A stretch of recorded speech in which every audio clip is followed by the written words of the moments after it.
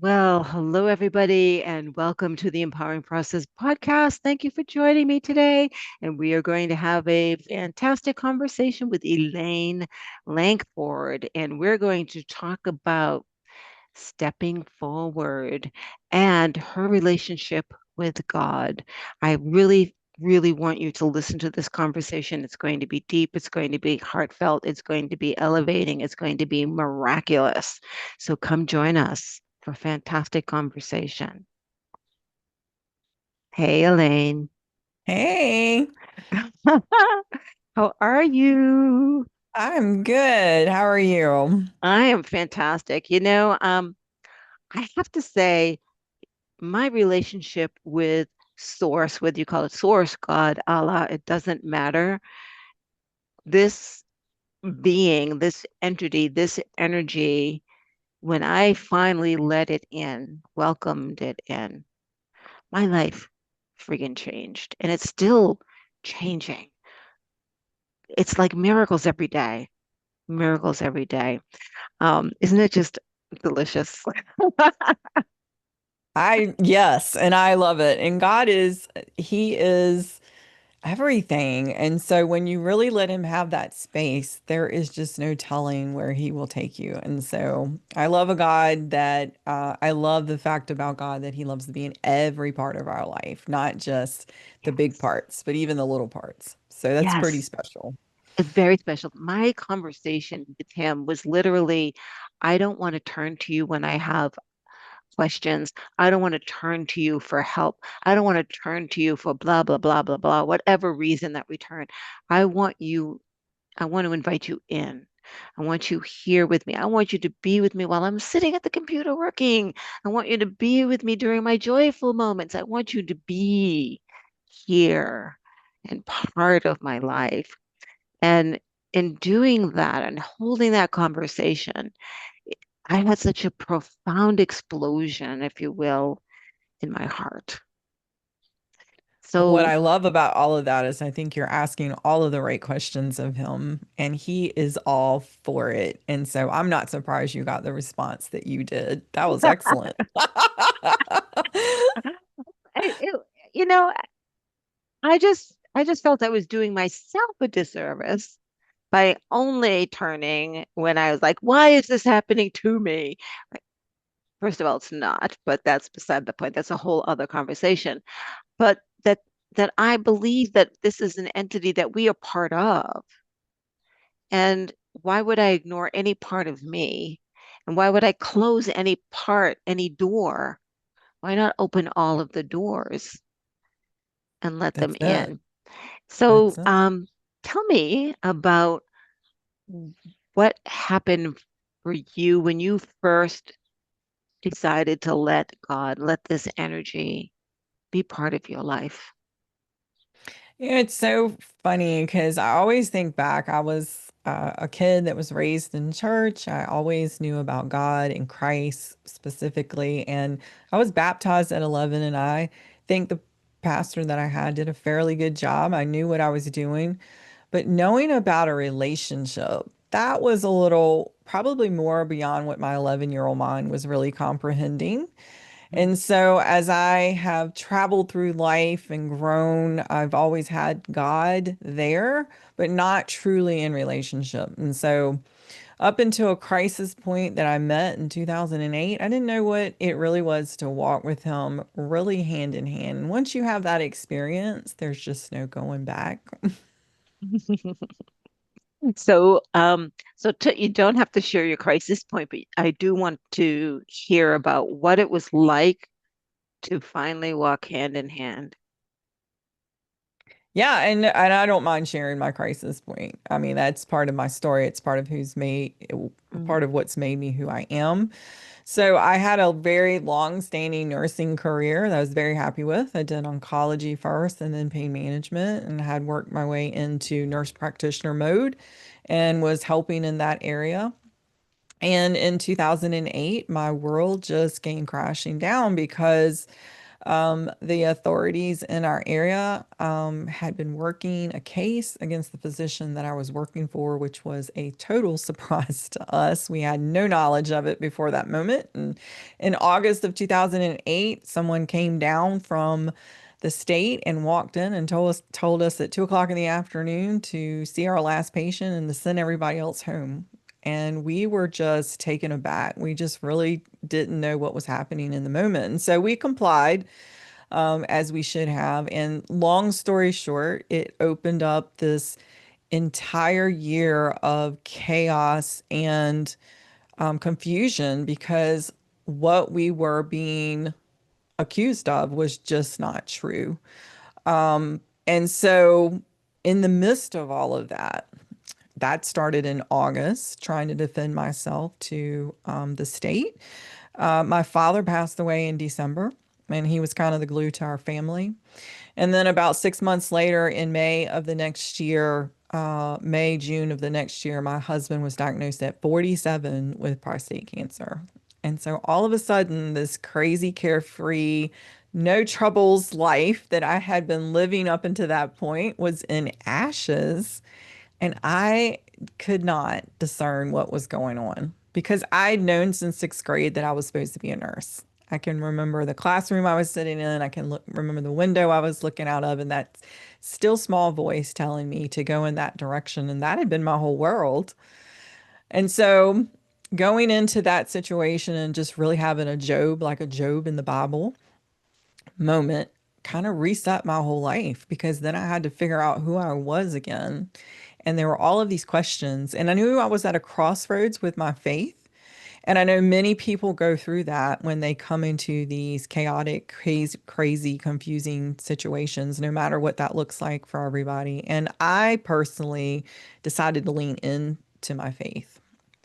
And that leaning in started an adventure that is still going today. I'm sure we'll talk about a little bit of that. And that's when I learned that or realized that I hadn't been chasing God, He had been chasing me. And if I were just to turn around for a half a minute and slow down and just invite Him into every part of my life, then things would be better. And so that's what it kind of took for me to kind of be knee jerked out of this um, life that was just carefree and became more purposeful. And even though it was painful, and there was a lot to work through for a while, and just re-centering myself in Christ and not the diplomas on the wall, which is what I had done, had bought into the whole career thing, all the alphabets behind my name. And just recentering on Him is really what gave me purpose. And I am grateful for that hard moment because the Bible says God loves and chastens His children. And I'm grateful that He considered me among His children to chasten. Oh, that's beautiful. Loves and chases his children. You know, it's my awakening. Well, I've had so many, but the inviting God in was during my cancer journey. And one that I knew that was coming. It's just a whole story behind my foreshadowing of the event.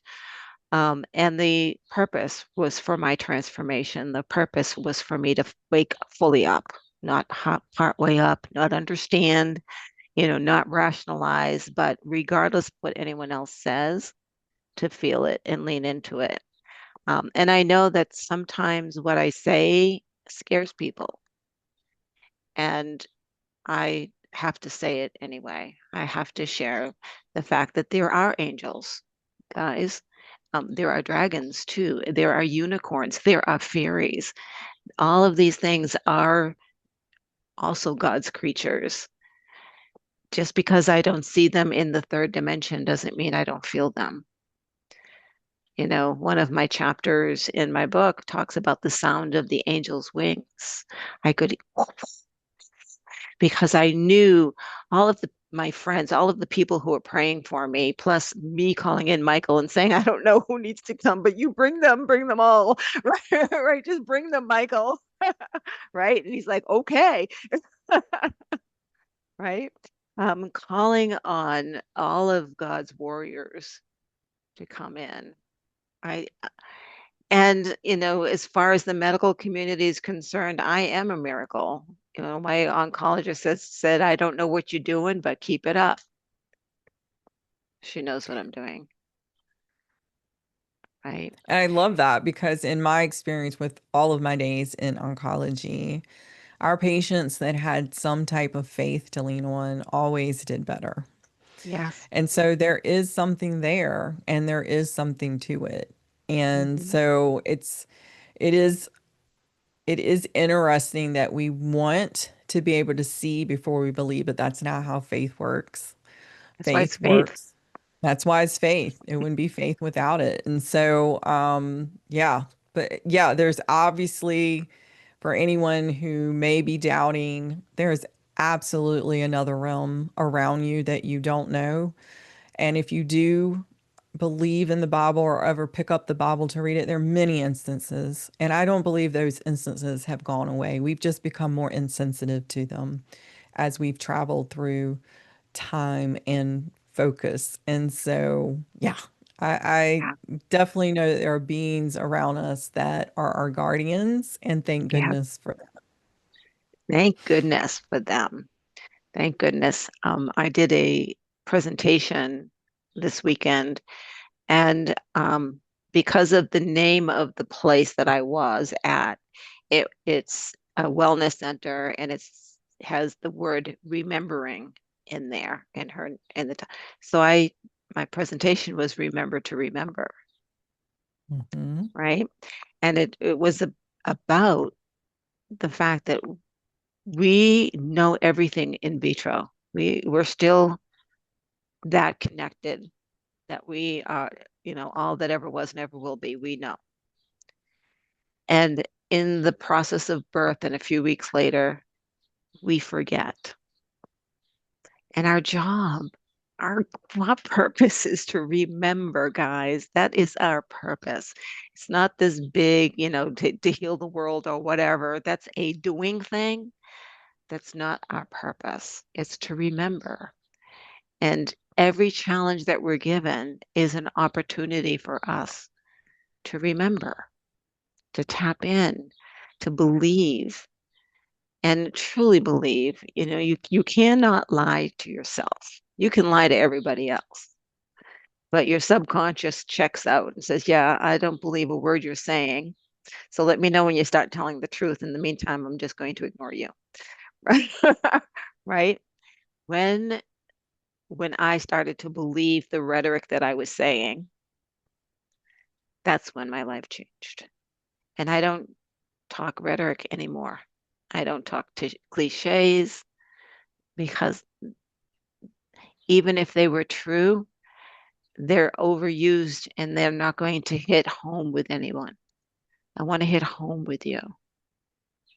I want to hit your heart, right? Yeah, So God, our let's talk God has about the made heart. us. Yeah, yeah, we can. I was just going to say, God has made us with an incredible body. Our mind is, one piece of that. And we have yet to discover all of the layers that lie within and its control over everything. And so, what we take in is absolutely critical. What we feed ourselves through our eyes and through our ears is absolutely critical to the health of the way we think. And where the way we think is what's going to trigger what we feel in our hearts. And so God's truth is truer than true. And the more we soak in it, the more we know it. And there is absolutely something to be said for. I love that you said, like, we've known since we were in vitro. Well, He's knitted us in our mother's womb.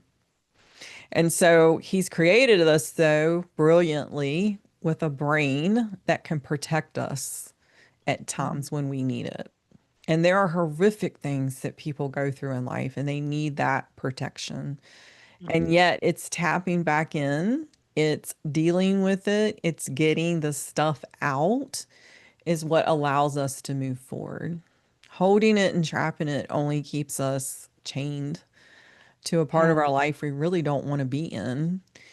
And so for me, it just happened to be the end of a beautiful life or what seemed like the end of a beautiful life. But for me to tap back in and to really dig in to discover inside of myself what was going on and what it was I had been thinking and how I had been making myself feel is what unlocked moving back toward him. And so once I could tap back into that and really discover where the light was inside of me and let it come through, is when my Mhm. healing began. And so from there, life just started. Oh, I love that. Life just started, right? And one of the goals I have when I work with people is to help them detach from the stories of the past that they identify with, right? Oh, I feel shame because my mother or my father, or that's just a story that you have attached. And in doing that, you are deflecting from the feeling in the moment. And if you can leave the past there, and it sounds so easy, it really takes work. If you can leave the past there and just be in the moment, this body will not hold on to the pain. Your mind will, if you hold on to the story, you will hold on to the pain forever. But if you can detach from the story, your body will only hold the pain for 90 seconds because you're letting God in. You don't let it in if you are deflecting, right? You're not facing and it's facing yourself with love, Mm. with love. That's why I wanted to talk about the heart. I read an article today about scientists have proven that the heart is the center of everything and that there's so much knowledge in there. And my response was, every cell in our body has memory, not just our heart. We are a living, breathing organism from head to toe. And Yes. so every piece of us needs care. And I wanted to go back super quick because you touched on something really good, which was the stories that we tell ourselves. And a lot of times what people will say, and they're not incorrect, but it's like tell yourself a new story. But what really God wants you to do is tell yourself the story he's already told you. The true story. The true story of who you were in the beginning before all of this stuff came in and slanted the view of you that is you. And that's why it's so important for us, for those of us who believe and believe in the Bible, to go back to that word and to see those things that the Bible says about us, that we're fearfully and wonderfully made, that we're above and not beneath, and to feed ourselves that, to feed ourselves the story that we always had that has now become skewed because we've gone through some things. And Right. when we can reach back into the real story, as you're saying, you've Mm. alluded to, then our heart is so full. Oh Our my heart God. is so And we full. can't explain what that feels like. It is so beautiful. It is Hmm. so, I'm getting shivers and goosebumps just talking about it. Right. Um, yes. So I did an interview with someone, which their interview would be just before this one when I released that. Okay. And her whole life has heard animals, could talk to them, and kept it quiet as a child. And she had a friend who said, "Will you listen to my fetus?" So she said, "Well, I've never done that, but why not? Right? Why not?" So she did, and she was blown away. She said, all of the knowledge uh, was there. And this fetus said to me, "Tell my mother not to make it easy on me. I need to learn, I need to grow, and it's up to her to make that happen, not be easy on me." We didn't come here to live in nirvana. We wouldn't have come here. No, that is nirvana, right? Right? We came here to experience the struggle and to grow through it, to remember where we came from. Mm, Yeah, mm. Yeah, I mean, we are coming out of a place where we're trying to return. And, Christ is the center of that in my world and many people's world of faith. And he came here, and what we don't realize and what we don't give credit to is that he was already here before. We say he came here, but he was really already here. He created everything that we see.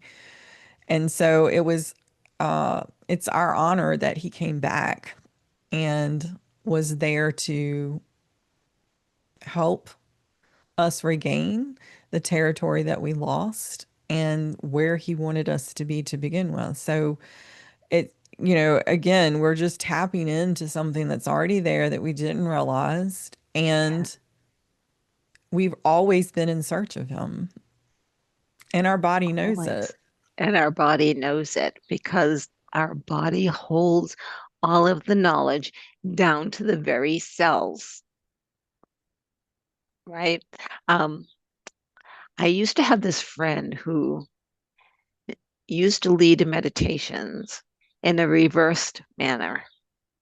You know, when you meditate, people want you to go up. He wanted you to go into the body, into the cells, into the universe of the cell, because he said all of the knowledge is there too. We carry it with us as we walk. We don't have to tap into it. It is being fed to us. Every regeneration of the cell is a reminder of what it knows. And we just have to go there too. It's Yeah, I amazing. think, we talk about it in the medical world in terms of DNA and RNA, and this way that we've been constructed is beyond mind-blowing when you get down to it and when you really think about it. And it's crazy how small the cells start. Like, right? The cells are there. It's crazy how small they start and they come together and make these crazy looking beings that we call us. And yet you're absolutely right. Like it's been there all along. There's an energy, there's a Mm. spirit within us that is keeping all of that going. And Keeping we're it together. keeping it together, Yeah. keeping it together. Yeah. And we are, as you know, mostly space. The fact that we think that this is solid is an illusion. It's like when you watch a movie, it's just flashes of stills, right? And Hmm. it's an illusion that there's motion going on, right? And that's this solidification,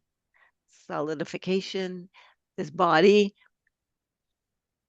If I, when I'm not going to say if when I am so tapped in to God and source, I should be able to put my hand right through my body because I will see the spaces and it won't hurt because I'm just navigating through the spaces, right? And it's just amazing that we exist in such a way and we're just space. Well, we have to remember, we always say we're a body with a spirit, but we're not. We're a spirit. No, We're a spirit with a body. yes, thank you. And that's the correct way to view it. That's correct. That's correct. And that's another aha. I mean, saying it and feeling it are two different things, right? And feeling it, I wish if I wish anything for any of the listeners, my wish is that you know what it's like to feel energy coming down through your spine and reflecting itself through you, right? That's God. I had a theology professor who I so loved, and he explained in that particular class we were talking about the Trinity, the Father, the Son, and the Holy Ghost, and he was talking about how they come together and they're one Oh, flowing out of three, and it's something we can't even imagine in our human minds. But the thing that he said is it's not just one flowing out of three, but it's an overflow of the three of them, and it's that overflow that comes into our life and brings us him. That's how we connect with him. If he didn't allow him, the one made up of three, to overflow down to us, connecting us through Christ, Christ connecting us to him, we wouldn't feel that overflow that comes in and fills us with such peace and joy and kindness and just all of those good feelings that we Hmm. can feel. And I just loved his imagery and how he explained that. And the overflow is what we get. We don't even know the core of God yet because we're only in the overflow. And that makes me fall in Yeah. love with him that much more, right? Because there's so So much more. there's so much more. Oh my God, there's so much more. There's so much more. And every day there's so much more and there's so much more. Um, I'm going through, so what happens to me when I go through, I know I'm going through an let's say an upgrade, awakening, is my life passes before me, right? And so that's been recently happening. And that means I'm remembering this. I'm remember why random stories of, oh, why is that crossing my mind, right? Okay, well, that was interesting. I just observe it. In that process, things come up that I don't even realize are still buried because there's so much. And what I do when that comes up is like, oh, well, hello. I guess it's time for me to alchemize you, which means I have to feel you. I have to feel you in the moment, not the history. Who cares about that? But in the moment, you're coming up because it's time for me to alchemize you and make you something beautiful. So come on, bring it, and it's not fun, but it's I have a beautiful. really a nice gentleman that allowed me to pre-read his book. It's called What Are You Putting on the Back Burner? His name is Albert, I believe it's Pelser.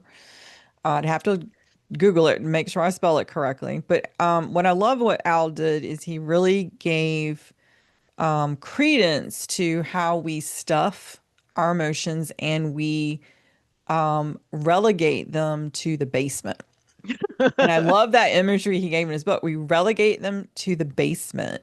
I love And it. when I'm writing this they down. get close to the door to try to open it up from the basement is when we start to struggle. But if we will allow them out of the basement, look at it, deal with it, try to remember why we're connected to it. That's when we can start dealing and working through those feelings and figuring out that what we've held on to so long that has turned into loneliness or fear or whatever that negative emotion is something that we just stuffed in the basement that just needs a little light. And once we can let the light onto it, we can see how it's not as scary as when we threw it in the basement. Now, for Yes. some people, it is scary, but yet, as you're alluding to, like that is not defining you. If you're Right. letting it define you, it's defining you, but it really doesn't define you. And when you can let it out of the basement, let it have a little light and work yourself through it, that's when you can let go of it and you can move on in life. I could have Right. sat in the deepness and darkness of my despair those first couple years after everything happened and just felt like, such a loser. I could have believed what they said about me, that I was negligent somehow, that I was bad in my career. And yet I had to let that shame and disgust and confusion and just work through it and let it loose and then remember all the good that I did in the world and how I really cared for my patients and how people really thought about me, which was positive, and Hmm. let not let that moment in time when someone took something out of context for their own, let's say, political legal gain in the Hmm. moment to prove a point, scar me for life Right. because I knew the type of person I was. I had to pull back and say, no, I am honest. I am integrous. I would never hurt a patient. I've given my whole life to this. And so I had to pull myself through that and get back to a point to say, whatever it is, Lord, if it's not meant to go back that way, I'm going forward with you. I'll just rebuild the way you have me to. And in Yeah. that process, what was so great is he gives you these, what I call God winks. So as I'm going through this process, that was 2008 when it all started. 2010, I had leaned back into I was leaning into my faith. I won't say lean back. I was leaning into my faith hard. I was trying to serve at my church because I believe servant leadership is one of those ways you can pull yourself out of the darkness, take the focus off of you, put it on someone else. It will Hmm. help. And we started going on mission trips to Nicaragua. My first Mm. time out of country, and I got to see a whole part of the world that was like, takes you back because as an American, you're so bubble wrapped, right, into what real poverty can look like. Not Hmm. that we don't have some poverty areas, but third world countries are a whole different category. And so I got to see this place where there was so much poverty, and yet there were people who were so joyous. And as I'm going through this process, I get down there, and our church happened to be partnering with a pastor and his wife who had an orphanage and a church, and a little bit of a community outreach going on. Well, the wife was actually also a nurse. And when she found out that I was coming down as a nurse, we scheduled to do female education with the teenage girls. And I thought, oh, I'm just gonna like have a nice time with about 20 girls at the orphanage because it held about 100 kids, 20 girls in that age range. Oh no, God was like, oh no, I'm going to prove to you that though that happened to you, you are still useful to me. And I and a biology teacher that happened to go on that trip, which was kind of funny. We got to see over 200 girls that week. We were taken out to schools, and 50 to 75 kids at one time came in, and I thought, wow. So, though I was rejected by man, you have not rejected me. And Right. you have reminded me, even though the career may not come back, you have reminded me of who you built me to be. Those are the kind of things we have to do. And God is the main person that can help us do that.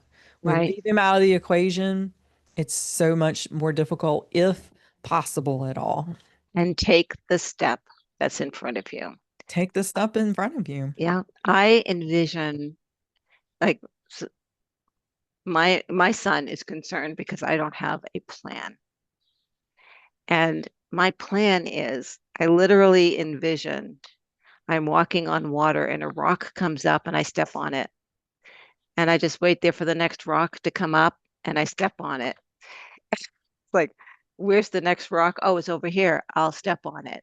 Right. I don't ask. Like sometimes it's like, well, this is ridiculous. I'm going to step on it, but it doesn't make sense to me. But it does, like 5 months later, make perfect sense. But I will step on it. And sometimes I'll argue, well, are you crazy? You want me to? I mean, I'm going to do this, but seriously? Right? So, Love it. you can have that kind of relationship with God. He's not like almighty. He's here. He wants to talk with you. He wants to be with you, like a real person because he is real. And like I had said earlier, some people are concerned because I used to be, yeah, I call myself a recovering project manager, which means I have a plan. I don't have a plan. My plan is to take the next step. And I don't know what that's going to be. And I'm not afraid. I love that. And Yeah. I can so relate to you on that because for me, it's doors. It's what door is he going to open next, right? Right. So as a nurse, you have a plan, a day-to-day plan, what you're doing. You're very Right. Who are you going to multitask kind see? of Da, da, thing. da, And da. I'm Yep. thrown into the situation. There's no plan. Like, what are we doing? What's happening right now, right? And so I had to take that first step and the door opened to go down to do missions work, which just kind of relit some things in me that hadn't been there for the period of time that I was trying to struggle through my situation. And then, Nicaragua turned out to be a 9 year, every year we went down for 9 years adventure. Great training for what I didn't know was coming. And then I got back in that period of time, somewhere in that period of time, he asked me to write my God story. And so here we go, writing a book. Like that's another door coming. And then I start telling the story that I really didn't want to tell people back then, right? Like, God, nobody's going to understand that they were wrong and I was right. And that this was Right. just a thing, right? And so I have to start telling my story. It's another door that he's pushing me through. He's putting me back out in front of people. And then he shows me these women in my congregation that need a catalyst to push them into their destinies. Is another door. I start working in that direction. And then he gives me a conference to set up called the She Steps Forward conference. And then from that conference, he brings someone to a conference from Kenya. And then all of a sudden this door opens to Africa. And it's like all these doors, like just step forward, keep walking through the doors. You don't know where he's leading you to, but in it, your purpose is coming more and more to the surface. And it's going to take all of your experiences to position you for that. And I Everything love leading that. up to that was All of your experiences, all of your experience. all of your experiences. One of the dilemmas, if you will, or one of the stories that's out and about. If you are woo, then you're not logical, right? And you're looking at someone who has been on the board of directors at major companies, who has developed major companies, who has worked in leadership in major roles, right? And has been very logical, trusting my intuition, not realizing, right? But trusting my intuition. Now looking back with this knowledge, I'm like, oh, I've always been tapped in and I've always said yes, thinking it's my street smarts, right? Mhm. Right, whatever, street smarts. And when I made that switch and started asking hard questions, like, who am I? What is this? What's the purpose? Right? And then who are you? What's going on? I'm feeling something here. What is this? Right? Um, and I look back, oh, you've always been there. Sometimes I didn't listen and you hit me over the head with the brick, but you've always been there. Right? And that's the thing. When I stopped identifying with anything but the I am, this is who I am, this Mhm. is God, I am God, you are God, and God is within all of us. When I stopped identifying based on an archetype, but as just a being, everything switched Mhm. and everything became clear. It's like, oh, you've always been there, huh? That's always been you, right? And it's so much easier when the door is open, right? It's so much easier to hold those conversations, right? Um, Absolutely. and sometimes all day long Mm. because I've asked Mm. him to come in. Mhm. Mhm. Yeah, And he wants that. He wants the all day yeah, conversation to be yeah, there. And it doesn't have to be long at times, it can be one word at times. yeah, All he's asking for is for us to acknowledge his presence and us to lean into his presence. And hmm that's all he's ever asked because he already took on the hard thing. He's not asking us to do that, thank goodness. He's really asking us to do the easy thing. Like he says, let me trade my yoke with you. My yoke is light, right? That Right, is what he's trying to get us to. It doesn't mean things won't happen in life that we will have to deal with, but we will deal with them better when we're dealing with them in his strength and not ours. right, And so that yoke swapping is so important. And so, yeah, um, you know, as again, I go back to as hard as that time period was, that first 2.5 years of a 5-year run. I look back now and think, wow, I wish I had time to go back to do some of that again. Like, I don't want to go through the lesson of it, but I would love to like sit in it because you feel so when you get to that point where you feel so close to him. So for me, I'm one of those people, I don't know if you're like this, but like I'm one of those people, if I'm in nature, that's when I feel closest to him. And those big open wide spaces where you can just feel all of creation kind of moving around and know that something is controlling it. That's when I feel closest to him. And I Sometimes love that. I can feel, I feel like I can feel the godliness, if you will, in Mother Earth coming up Mm-hmm. from Mother Earth. I have a friend who is, he's considered a spiritualist. He's had a near-death experience really, really young, and he's been connected ever since. And we were talking one time, and it was a particular time where I could smell Mother Earth. For some reason, I could taste the dirt. It was delicious, but and I didn't say anything to him. And we were talking. He goes, "I like smell dirt from you." That we're on, like, just like you and me. He's right on a Zoom call, and I'm like, "Yeah, I know. I can really like just taste her today." Right? It's funny. I think what we do is, how can I word this? I think what we do is sometimes that we get trapped in levels of religion versus relationship with him. And I think when you can break out of religion, which is a whole, it's a layer of things that we've created around God, that sometimes you can be more discerning of different things. And I think people like you have really tapped into that realm in a way that maybe a lot of us would like to, but we're just not settled in yet enough. Or it's a gifting that he's given you to fill at that level. But it doesn't make it not real. It just makes it strange because when you're trapped in religion or you're trapped in legalism or you're trapped in black and white thinking, it's hard to see the kingdom, but the kingdom is all around us.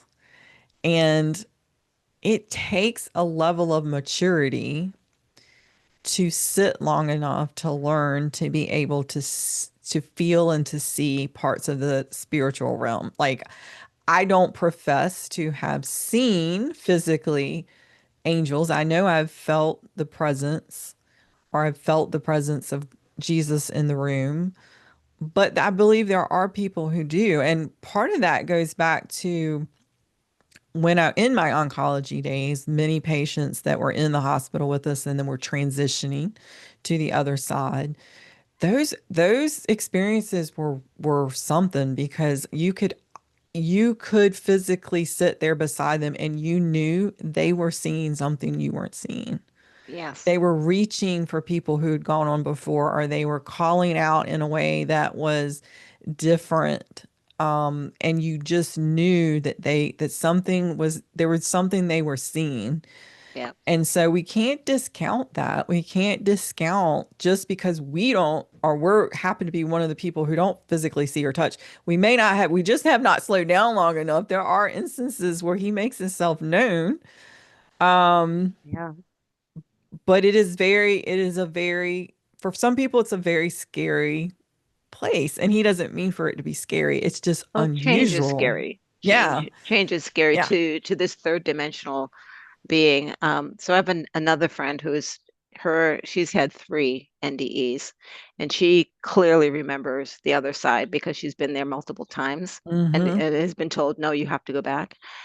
And I have another friend who just passed actually on the 29th, and he has spent a lot of time with her because he was afraid. And she said, you can ask me anything. I'll wait for you to ask. And he Mm-hmm. has, and she's held his hand through this whole journey. Mm-hmm. We don't even know what yet awaits us. We really don't. No, no, but it is beautiful. And anyone that I've known, because I've been fortunate enough to talk to many who've gone to the other side, have said they did not want to come back because it is pure love, like we can't even understand. Mm-hmm. And it is so beautiful. in a way that we can't understand, right? And to come back, it's almost like I tell my clients this is a game, and it's a very hard game that we have chosen, that we have created in order to expand. Imagine how amazing you are to have said from love, I can do that. I will do that journey. I will go into that womb and I will forget everything to do that journey for you. Mm-hmm. And we do, every single one of us has chosen that. Every single one of us is that brave. Every single one of us is that strong and that miraculous. What a world this would be is becoming as people wake up Mm-hmm. to how amazing we are, how brave we are to have Well, it, chosen to do this. yeah, I mean, it really goes back to being created in his image and claiming that identity, which that's what we lost in the garden was our identity, right? Yeah, yep, yep. We lost and we confused what it means to be created in his image. We are we are almost him, but can never be him. And yet we don't even realize what that means because he's made us so close to him, so close to the way he is. And yet we can't be him exactly because then he wouldn't be God and we wouldn't be who we are. But we are so close to who he is. And we Yeah, don't know the authority and the power and the strength that he gave us that we were supposed to have. But we will one day. And that is the hope of every yeah, person of faith. That is the hope is that we will regain that and be forevermore in his presence. And that's a beautiful place to be. That's what gets me through each and every day. That's what's got me through every tough time in my life. That's what you hold on to. And that's what he's kind of constantly trying to remind us of is that the day is coming. It'll all absolutely. be correct. It'll all be corrected and it'll all make sense to us at that point. Yeah, But yeah, for now, we have to be love here on earth and we have to love each other and we have to be good and we have to do our best to be that representation yeah, of him to the best of our ability. yeah, yeah. And love, to me, love and joy is the only answer. Hmm. It's the only answer, and it has taken me out of some really dark places when I said, "Is this from love?" No. Then why are you doing that? There's Hmm. only one answer, Gail. You know that. Hmm. Complete switch, right? I And think, and people struggle like we're living in this world. It's a broken world. It doesn't make sense why little children get hurt or why some people who don't seem to be nice get it all. And that's for another discussion. mhm, But as we're here, we can make improvements as we go until we get to that point and until we get to that point where we can see him for who he all of who he is and see ourselves for all of who he yes, is. I'll go right back one more time just for um picture sake. I love the theology professor that I had because he was just so craftful in how he kind of describes some of this and it's we don't even recognize that the God that we serve is so big and so wondrous that it took his restraint to be able to come down and be in human flesh.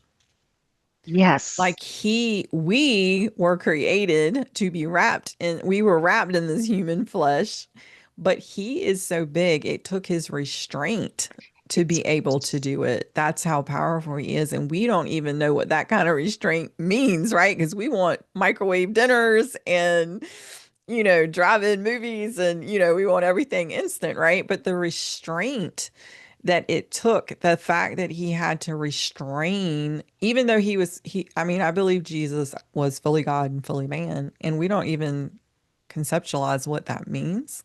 Right. And that the power that lived inside of Jesus's flesh at the time was more magnificent than we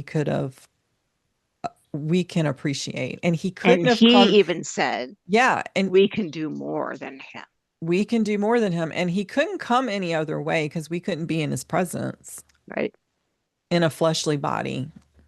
We can't be in a fleshly body in his presence because he's that magnificent. Our flesh would not withhold I was going to his say, yeah, it's like presence. being in the sun. Yeah, it's Yeah. like being in the sun, Yeah. the most magnificent sun you can imagine. And so it's amazing that this creator, that this being chose to have children. And people, let me go back to where I was going. I've gone the long way around, but people say, why does this thing happen? Or why are we still here? Well, God is love, and he wants a big, big family, and he wants lots of people in the family, and he's patiently waiting to capture the hearts of as many of those beings as he can.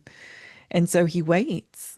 And how long he waits, we don't know. We don't have those answers. That's not our prerogative to know, but to imagine that he continues to wait so that the family grows. Man, that's some kind of love going on. And so I hope that everybody can just get the sense of, this person that we know is real, this person that exists, who wants to be in the room with you, is so diligent and so patient that he's waiting to collect as many people as he can before he has to make the switch. And that's crazy. That's crazy love, because it could be over in a heartbeat. He could be done with it and he could be going Right. on with his world like he does every single minute of every single day in our time driven mind. Hmm. But he doesn't. He waits. And I just think that's a beautiful thing. And so if someone wants to get in touch with you and know more, Elaine, how would they do that?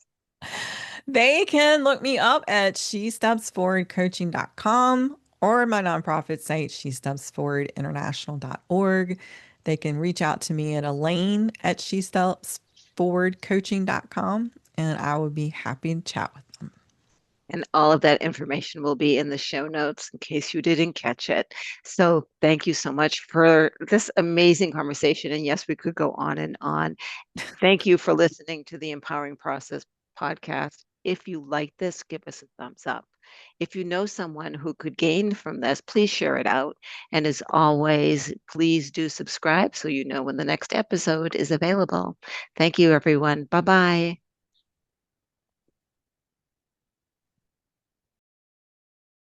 Thank you for listening to the Empowering Process podcast. Be sure to visit Gail at gailcraft.com to learn more about how she serves thought leaders, entrepreneurs, and goal seekers.